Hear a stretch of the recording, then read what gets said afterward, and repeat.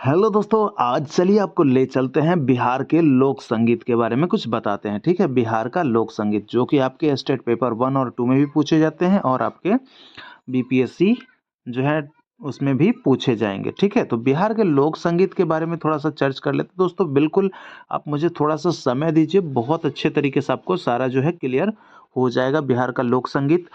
दोस्तों आपके सामने ऑब्जेक्टिव लिखकर इसलिए नहीं लाते हैं क्योंकि ऑब्जेक्टिव को आपको पढ़कर आपको याद करना होता है, लेकिन बोर्ड इसलिए हम लेकर आते हैं। व्हाइट बोर्ड पे आपको यहाँ पे लिख डायरेक्ट आप बस मोबाइल को रखिए और आधा घंटा हमें समय दीजिए, बिल्कुल आप उसको सारा जो है आपको हम याद करवा देंगे। मान लीजिए कि आप किसी बोर्ड पे लिखकर जो है मैं बता रहा हूँ और आप सामने बैठ के पढ़ रहे हैं, तो दोस्तों यह ज़्यादा हेल्पफुल होगा, मेरा यकीन मानिए। आप थोड़ा देर बैठ जाइए, बिल्कुल स्थिर से कॉपी और पेन, एक सलाह रहेगी कि लेकर बैठिए और नोट करते चलिएगा। ठीक है, तो उससे पहले कहना चाहेंगे कि लोक संगीत की जो टोटल जानकारी देने से पहले मैं कहना चाहूँगा कि चैनल पे दोस्तों आप लोग नए या पुराने हैं तो मेरे मोटिवेशन और मेरे परिश्रम के लिए आप लोग चैनल को सब्सक्राइब करके नोटिफिकेशन को ऑल पे सेलेक्ट कर लीजिए, ताकि आने वाला जो भी वीडियो है आपके पास जो है वो मिलता रहे। तो ठीक है, देखिए दोस्तों, लोक संगीत की बात हो रही है, बिहार के लोक संगीत। ठीक है, लोक संगीत के बारे में बात हो रही है। कहाँ की? लोक संगीत की बारे में बात हो रही है, बिहार की। देखिए लोक संगीत में क्या होता है कि लोक संगीत का जो होता है सबसे बड़ा जो गुण होता है ना दोस्तों, लोक संगीत का सबसे बड़ा गुण इसमें होता है आपका सहज स्वाभाविकता और सरलता। ठीक है, इसमें क्या होता है? सहज स्वाभाविकता, सहज स्वाभाविकता, और इसमें क्या होता है? सरलता भी होता है बिहार लोक लोक संगीत में। ठीक है, लोक संगीत के बारे में बात कर रहे हैं। बिहार के तो लोक संगीत के बारे में आगे चर्च करेंगे, लेकिन अभी हम लोक संगीत के विषय पे बात कर रहे हैं। इसमें क्या होता है कि सहज स्वाभाविकता और सरलता जो है दिखता है। ठीक है, देखिए लोक संगीत जो है किन किन अवसरों पे जैसे कि गाए जाते हैं, तो आपके जो भी संस्कार होते हैं, आपको जन्म संस्कार से लेके अंतिम संस्कार तक, शादी हो गया, विवाह हो गया, आपके जो जो चीज़ भी हो गए, हर चीज़ में जो है, हर चीज़ में, हर जगह जो है लोक संगीत का अपना एक महत्व है। ठीक है, तो ये सब महत्व जो है देखने को मिलता है। कहीं पे अगर हो गई, जैसे कि मान लीजिए कि किसी बच्चे का जन्म हुआ, तो वो वहाँ पे आपको देखने को मिलेगा। कौन सा देखने को मिलता है? जन्मोत्सव में क्या होता है? सोहर गाया जाता है ना, तो सोहर सोहर देखने को मिलता है। उसके बाद फिर आपके जब अंतिम संस्कार होती है तो वहाँ पे निर्गुण गाने को मिलता है, जो कि भक्ति के अंतर्गत आता है, लेकिन वहाँ पे निर्गुण एक होता है, वो बताएंगे, आगे बताएंगे आपको सब कुछ। तो ऐसा कुछ होता है ना, बिल्कुल शादी विवाह के मौके पे, तो बहुत सारे मौके पे होता है। ठीक है, देखिए दोस्तों, चर्च पहले करना इसलिए ज़रूरी है थोड़ा सा कि चर्च करने से जो है आपके माइंड तक जो है सीधा सेट हो जाए। देखिए सबसे पहले जो दोस्तों एक बात और एक्स्ट्रा जो हम लोग चर्च कर रहे हैं कि इसमें जो है आपका ऋग्वेद। ठीक है, किसमें? ऋग्वेद में। ऋग्वेद गाने वाले को क्या कहा जाता था? ऋग्वेद गाने वाले को कहा जाता था दोस्तों गाथिन। यह प्रश्न जो है बनेगा। ठीक है, कि प्राचीन समय में ऋग्वेद ऋग्वेद में क्या कहा गया है? ऋग्वेद में गाने वाले को क्या कहा जाता था? तो ऋग्वेद में दोस्तों गाने वाले को गाथिन कहा जाता था, यानी गाने वाले जो गायक होते थे ना, जो गायक होते थे उसको क्या कहा जाता था? गाथिन कहा जाता था। और जो जिसको गाया जाता था, यानी कि गीत को जो गाया जाता था, इस गीत को क्या कहा जाता था? गाथा कहा जाता था। क्या कहा जाता था?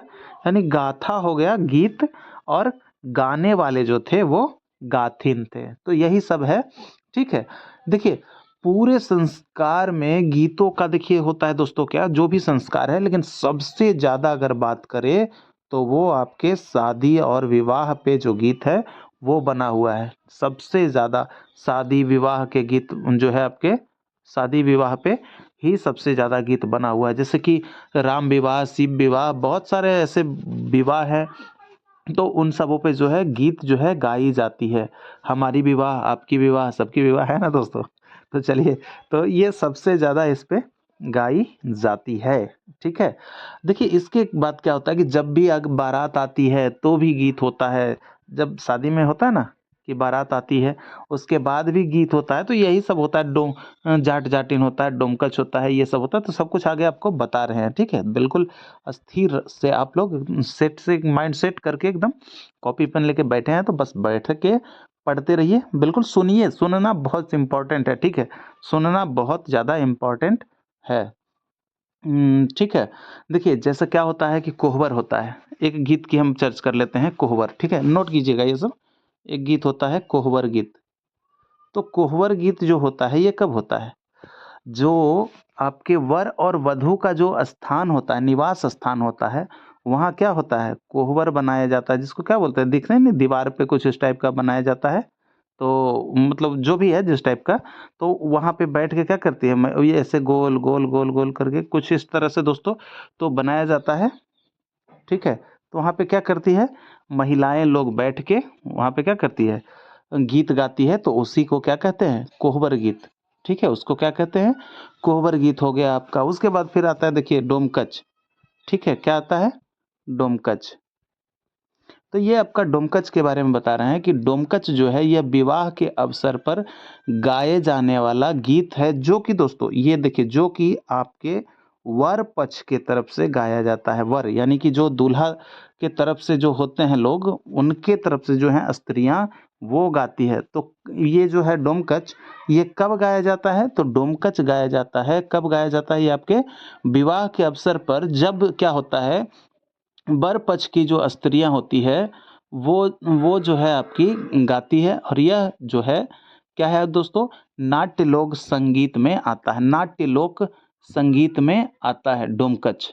तो यह सब जो है नाट्य लोक संगीत में आता है। तो ये सब महिलाएं जो है हमारी घर की, आपकी घर की, ये सब गाते हैं, ठीक है।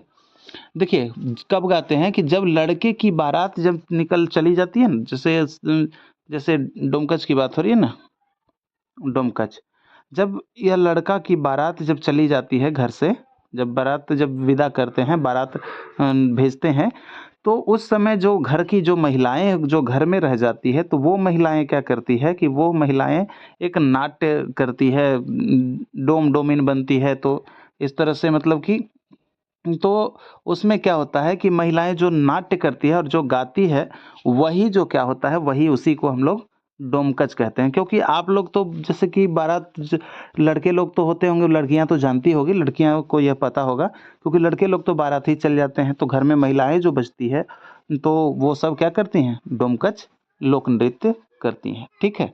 तो यह सब जो है, देखिए भिखारी ठाकुर की एक रचना है जो विदेशिया है, भिखारी ठाकुर की, कौन सा है, विदेशिया, भिखारी ठाकुर की रचना है विदेशिया। यह विदेशिया में जो है डोमकच का जो है, यहाँ पे क्या किया गया है, डोमकच का भी उल्लेख किया गया है, किनके द्वारा, भिखारी ठाकुर जी के द्वारा, ठीक है। तो ये विदेशिया किन की कृति है, भिखारी ठाकुर की कृति है। देखिए जरूरी नहीं है दोस्तों कि आपके सामने जो है बिल्कुल ऑब्जेक्टिव पूरा का पूरा उस तरह से लिखा जाए दोस्तों, बोल कर जो समझाना, ये बोर्ड पर जो पढ़ाना दोस्तों, इसका अगर आप आनंद ले लेंगे ना, तो बिल्कुल एक भी प्रश्न छूटेगा नहीं, बशर्ते आप यहाँ से जो हम बताएंगे वो अगर आप पढ़ना है तो, ठीक है। फिर से मैं बोल रहा हूँ कि पढ़ना है तो जो मैं बता रहा हूँ उसको अगर आप नोट करते चलेंगे, तो यकीन मानिए कि ऐसा लगेगा कि बिल्कुल आप क्लास में बैठ के म्यूजिक पढ़ रहे हैं, ठीक है। आप उस तरह से, आप इस तरह करके देखिए, आपको बिल्कुल जो है 100% फायदा होगा। बिल्कुल मेरे क्लास को अस्थिर से आप आधा घंटा समय दीजिए, बिल्कुल, ठीक है। अब देखिए अब क्या होता है, अगला जो होता है समदाउनी, समदाउनी, समदाउनी, ठीक है। तो ये एक समदौनी भी क्या है, बिहार के लोक नृत्य है। देखिए दोस्तों बिहार में एक परंपरा है कि जब भी आपकी कुछ भी कोई भी संस्कार हो, आप यहाँ तक कि जाता पीत चला रहे हैं, आप गोदना गोदा रहे हैं, तो हर मौके पे गीत गाया जाता है, और वही सब गीत का एक अलग अलग जो है आपके नाम होते हैं, ठीक है। तो समदौनी है, तो समदौनी जो है आपके मिथिला तरफ जो है दोस्तों, मिथिला क्षेत्र में समदौनी कहाँ है? याद रखिएगा, नोट कीजिएगा, मिथिला क्षेत्र में जब जब क्या होता है, मिथिला क्षेत्र में बेटी जब बेटी की विदाई जब होती है, तो उस समय जो गीत गाया जाता है बेटी विदाई में, समदौनी, बेटी विदाई में, बेटी की विदाई, बेटी की विदाई में जो गीत हम लोग, जो मिथिला क्षेत्र के लोग गाते हैं, उसी को कहते हैं समदौनी। क्या कहते हैं उसको, उसी को कहते हैं समदौनी। तो ठीक है, ये क्लियर हो गया। चलिए अब आगे देखते हैं कजरी, ठीक है। अब क्या देखते हैं, अब देखते हैं कजरी। तो कजरी की बात करें दोस्तों तो यह जो है आपका ऋतु लोकगीत है। कैसा है? कजरी जो है आपका क्या है? ऋतु लोकगीत है। ऋतु लोकगीत है, यह विशेष ऋतु में ही गाया जाता है। यह जो है दोस्तों बिहार और पूर्वी उत्तर प्रदेश, कहाँ कहाँ नोट कीजिए, बिहार और पूर्वी पूर्वी उत्तर प्रदेश, ठीक है, पूर्वी उत्तर प्रदेश में ज़्यादा गाया जाता है। और उसमें भी क्या, कजरी की अगर हम बात कर रहे हैं तो मिर्ज़ापुर का नाम ना आए ये तो भाई हो नहीं सकता है। तो पूर्वी उत्तर प्रदेश में जो है मिर्ज़ापुर की कजरी बड़ा फेमस है। कहाँ की, अगर आपसे पूछे कि कहाँ की कजरी बहुत फेमस है तो आपको बताना है क्या, मिर्ज़ापुर की फेमस, बहुत कजरी जो फेमस है वो कजरी है, ठीक है, मिर्ज़ापुर की कजरी बहुत फेमस है। तो कजरी जो है आपके बिहार और पूर्वी उत्तर प्रदेश हो गया, ठीक है। और बिहार में तो भाई बात जो कर ले कि बिहार की कजरी, तो बिहार की कजरी का तो खैर अपना ही एक अलग महत्व है, ठीक है। तो ये था आपके। और अब देखिए यहाँ पे कुछ वर्षाकालीन भी होता है। कुछ क्या होता है? वर्षा वर्षाकालीन गीत। कुछ वर्षाकालीन भी गीत होते हैं। तो वर्षाकालीन गीत की बात कर ले तो जैसे कि आपका हो गया सावन हो गया, झूला हो गया, सावन हो गया, झूला हो गया, हिंडोला हो गया, हिंडोला हिंडोला हो गया। तो यह सब जो है मिथिला और बिहार के अन्य क्षेत्र में ये वर्षा ऋतु में गाए जाते हैं। अगर आपसे प्रश्न बने पूछे कि इनमें से कौन से जो है वर्षाकालीन गीत नहीं है, तो हो सकता है आपको इसमें से तीनों का तीनों दे दें और एक अलग दे दें। तो आप जानेंगे तभी तो वहाँ पे आप उसको साइड कर पाएंगे, हटा पाएंगे। या फिर कोई तीन अलग दे के पूछे कि इसमें से कौन वर्षाकालीन गीत है, तो आप जानेंगे तभी तो इसमें से कर पाएंगे कि हाँ कौन सा हमारा जो सही है। तो वर्षाकालीन गीत की बात हो रही है तो सावन है, झूला है, हिंडोला है और भी है, तो वो सब की बात तो होती रहेगी। अब बात करें अब जैसे कि बाइयों की गायकी, यानी कि बाई लोग जो होते हैं, बाई नहीं होते हैं, आपने ददन बाई का नाम सुना होगा, गया से, गया घराने से। तो बाइयों की जो गायकी होती है, बाई लोग जो गाती हैं, जो जिसमें कि कहते हैं कोठे पे जो गाना होती थी, उसमें गाय बाइयों की बात करें तो आपके कौन कौन से हो जाते थे? होरी हो जाते थे, चैती हो जाता था, ठीक है, होरी, चैती, कजरी, कजरी, तो ये सब भी गाती थी। ये सब मतलब ठुमरी के अंतर्गत यह सब भी गाती थी। और साथ ही दोस्तों सावन गीत भी वो काफ़ी महत्वपूर्ण है बाइयों के लिए। समझ में आई बात? तो यह सब जो है आपके बिल्कुल नोट करने वाली बात है कि बाइयों के लिए होरी है, चैती है, कजरी है, तो ये सब बाइयों जो है वो भी गाती थी दोस्तों। लेकिन एक चीज़ मुझे बताइएगा कि क्या आपको बोर्ड पे इस तरह से हम व्याख्या करके लिख के ऐसे कुछ बता रहे हैं तो क्या मज़ा आपको नहीं आ रहा है? बिल्कुल पूरा लिखिएगा, ठीक है, कि मज़ा नहीं आ रहा है या फिर मज़ा आ रहा है, ठीक है? इतना इतना वर्ड लिखिएगा। अगर मज़ा नहीं आ रहा होगा तो आप लिखिएगा मज़ा नहीं आ रहा है, और मज़ा आ रहा होगा तो लिखिएगा मज़ा आ रहा है। लेकिन दोस्तों आप मुझे मेरा यकीन मानिए कि आपको ऐसे जो पढ़ा देंगे, अगर आप कॉपी पेन लेकर बैठेंगे ना, तो बिल्कुल ये समझिए कि आपका क्लास चल रहा है। बिल्कुल आप क्लास में पढ़ रहे हैं, ठीक है? तो आपको अगर नियमित तौर पे इस तरह से अगर क्लास कर लिए ना मेरा, तो बिल्कुल दावे के साथ कहते हैं इस तरह से आप एस्टेट के पेपर 1 और 2 तो निकाल ही लेंगे, साथ ही बीपीएससी भी आपका क्लियर हो जाएगा, ठीक है? तो चलिए आगे आगे चलते हैं हम लोग। आगे वो हो गई, देखिए कजरी जो है आपके, तो वो तो मिथिला क्षेत्र के बारे में बताते हैं कि कजरी की हम चर्चा कर रहे थे ना, कजरी। तो बाइयों लोग कजरी भी गाती थी, और कजरी तो भाई बिहार में है, आपके मिर्ज़ापुर की कजरी जो है काफ़ी फेमस है। तो कजरी का ही एक रूप जो है मिथिला में प्रचलित है। कजरी का जो है मिथिला में एक रूप है। कहाँ? मिथिला में, यानी मिथिला में जो ज़िले हैं उनमें क्या है, उनमें मिथिला में कजरी का एक रूप देखा जाता है। उसको क्या कहा जाता है? मलार। यानी मलार, कजरी को मिथिला क्षेत्रों में क्या कहा जाता है? कजरी को ही मिथिला क्षेत्र में मलार कहा जाता है, ठीक है, मलार कहा जाता है। तो ये सब याद रखना है कि मलार के नाम से प्रचलित है मिथिला क्षेत्र में, कौन? कजरी, ठीक है। अगर आपसे प्रश्न पूछे कि कजरी को मिथिला क्षेत्रों में क्या कहा जाता है, तो भैया याद रखना है कि मलार कहा जाता है, ठीक है। आपसे प्रश्न जो है आपको बना बनाकर जैसे हम बता रहे हैं वैसे वैसे आपको लिखते जाना है दोस्तों, क्योंकि आपको यहाँ पे समझा भी रहे हैं और आपसे लिखवा भी रहे हैं, तो बहुत ज़्यादा, बहुत यकीन मानिए बहुत ज़्यादा काम करेगा मेरे भाइयों, बहुत ज़्यादा। चलिए अगला प्रश्न आगे देखते हैं। इसमें होता है कि एक और होता है फाग, और आपका होता है होली। फाग और होली, ठीक है, ये होता है। यह जो है आपके फाग और होली, यह आपके बसंत ऋतु का किसका है? बसंत ऋतु का गीत है। किसका? बसंत ऋतु का गीत है फाग और होली। फाग गीतों में क्या होता है कि फाग गीतों में प्रेम और अनुराग जो है आपके फाग गीतों में क्या होता है? फाग गीतों में, फाग में होता है कि इसमें प्रेम, प्रेम रस और अनुराग, ये इसकी प्रधानता होती है। ठीक है, इसकी प्रधानता होती है।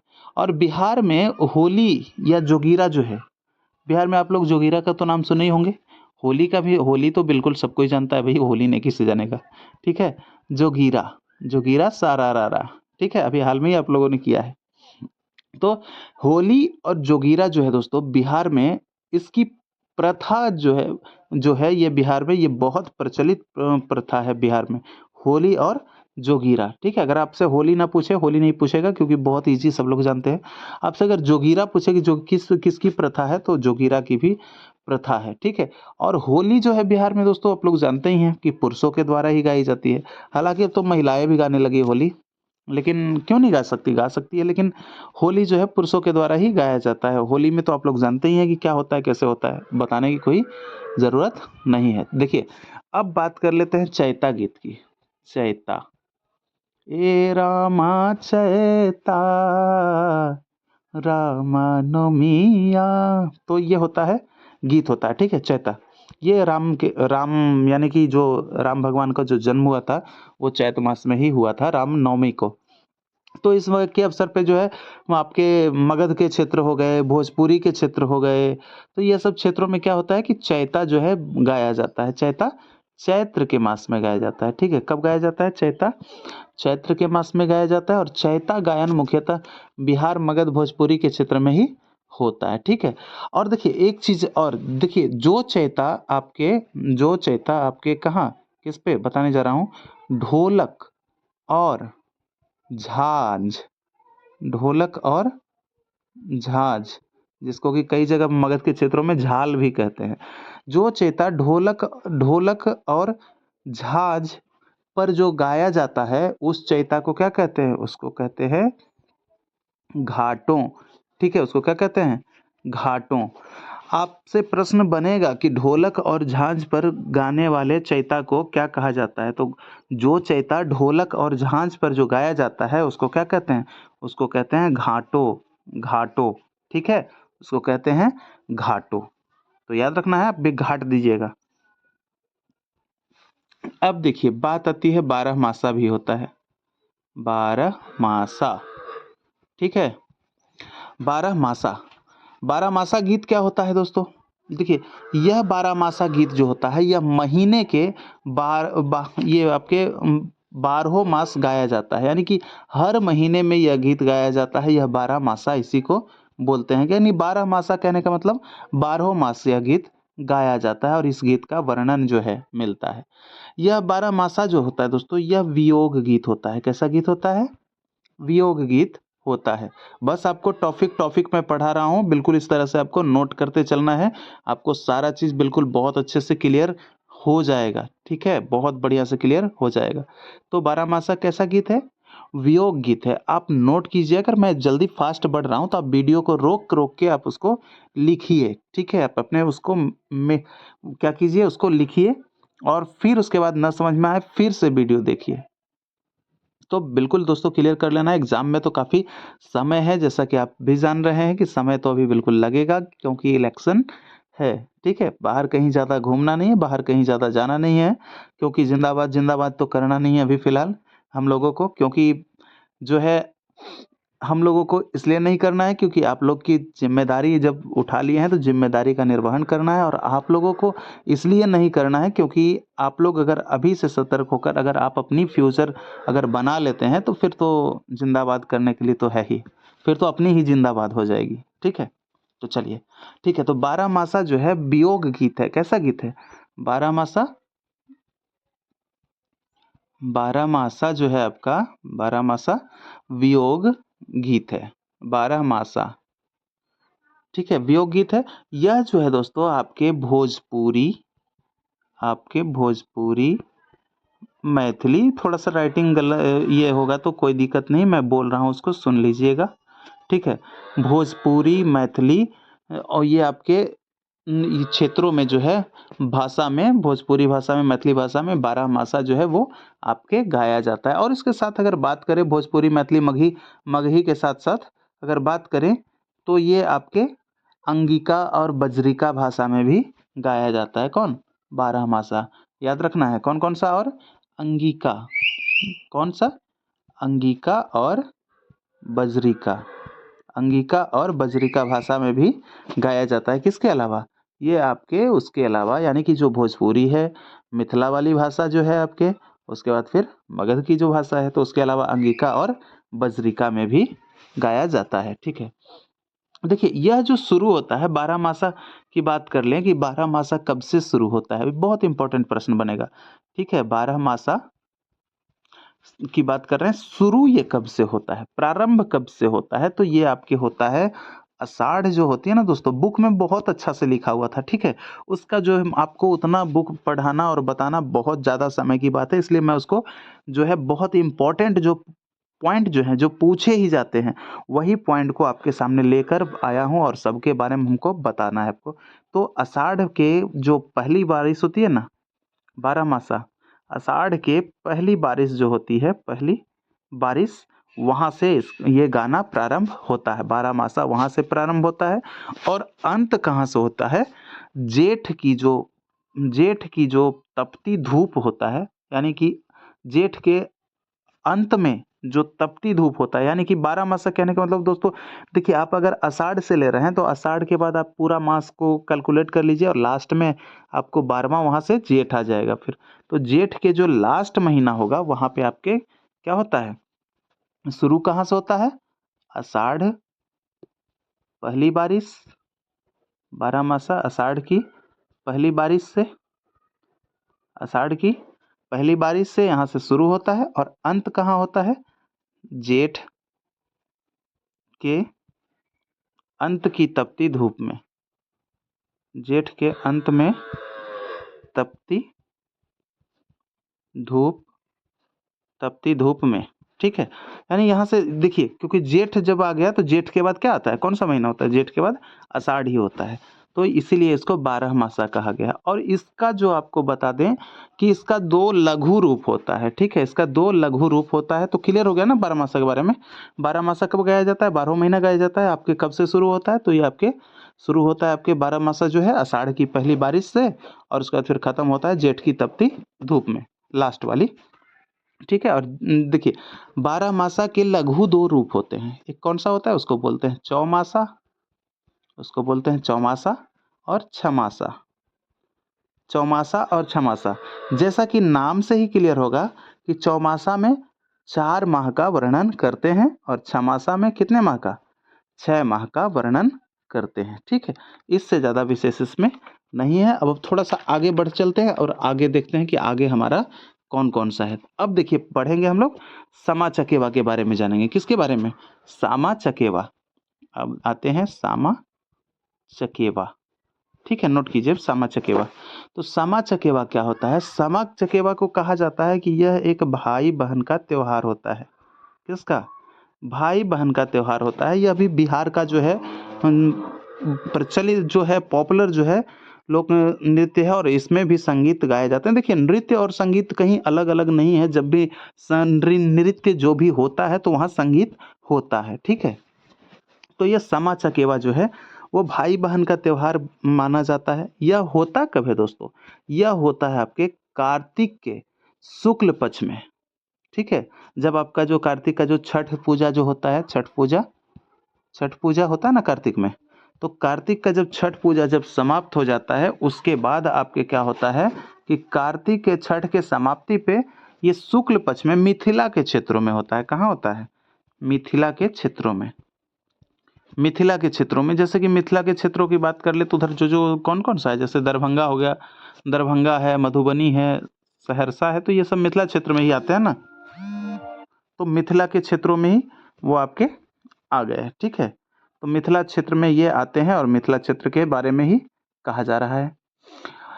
इसमें जो दोस्तों क्या होती है कि यह जो है समा चकेवा में ये भाई बहन का त्योहार होता है और इसके अवसर पर भी जो है कुछ गीतें गाई जाती है। यह एक जो क्या होता है दोस्तों समा चकेवा, यह स्त्री प्रधान नाट्य गीत है। क्या है?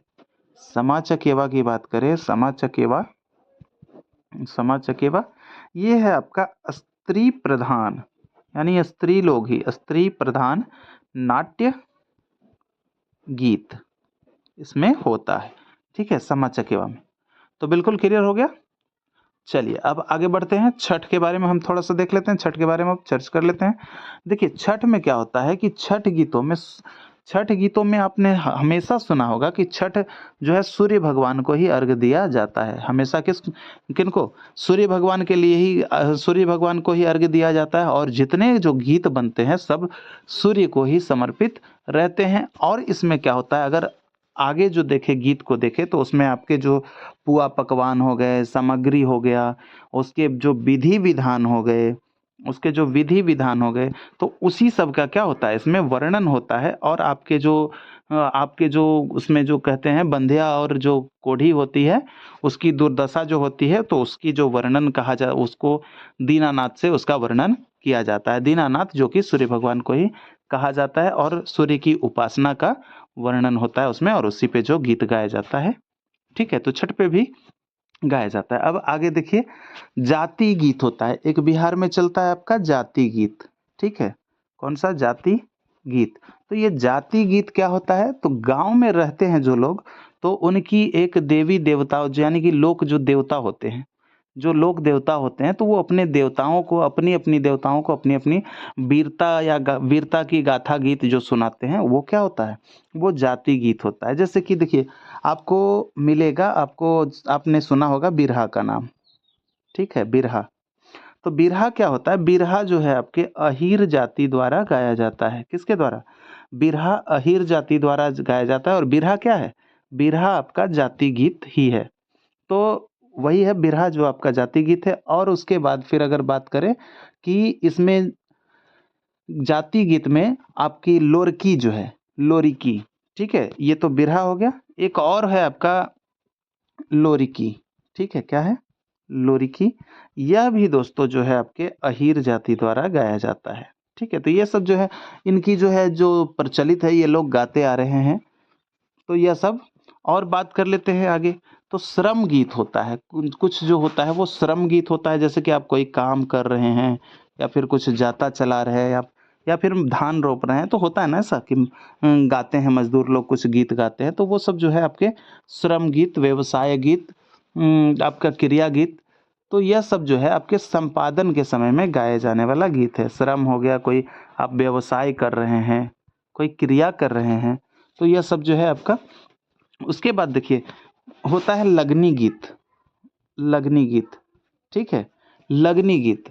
यह दोस्तों, यह लगनी गीत कब गाया जाता है? जब आप देखते होंगे कि घर की महिलाएं जो आटा पीसती थी, चक्की होता था पहले आंगन में, 4-5 चक्कियां होती थी, महिलाएं बैठ के मतलब कि एक दूसरे मतलब 4-5 महिलाएं बैठ जाती थी और भी जो थी वो बैठकर वो जात चलाते रहती थी। और जात में क्या होता था, आटा पीसते रहती थी और जो गाती थी, तो जो वो गीत गाती थी वही उसी को लगनी गीत कहा जाता था, ठीक है।